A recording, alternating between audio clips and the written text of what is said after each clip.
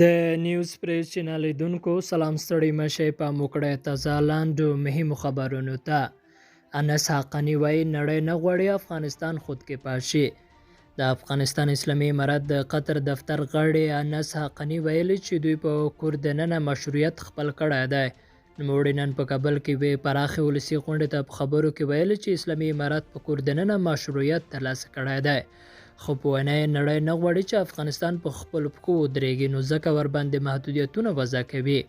حقانی یا د غونډې ته په خبرو کې زیاته کړې دا نن چې د قومونو مشران رايوځای شوي دا د دې قوم اصلي نمایندګان دي چې خپل درد او همکاري له اسلامي امارت سره شریکه کړه. همداراز د اسلامي امارت داخلي مشروعیت دی او په دې دلالت کوي چې ولس له دوی سره دی. بل لور ته ایران یو ځل بیا ویلي د افغانستان د ستونزو کلي ټول شموله دولت دی. د افغانستان لپاره د ایران ځانګړي استازي کاظمي ویلي چې تهران په افغانستان کې د تلپاتې امنیت او ثبات غوښتونکی دی.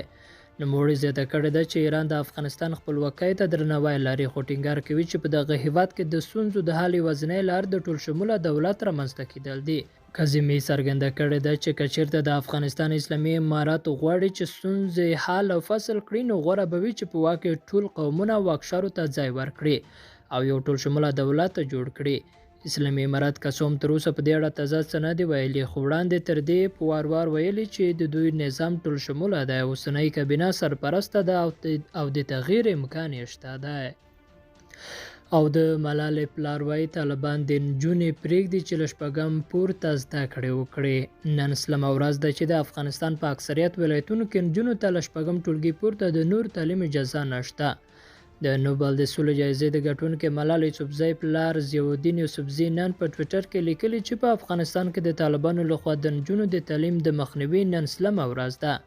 هغه د تیارې له 100 ورځو سره تشبیه کړې ده.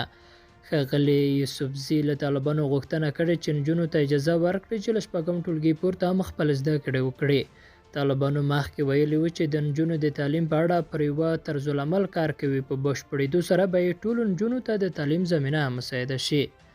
لیدونکو له ملتیا مننه، ښه اوسئ.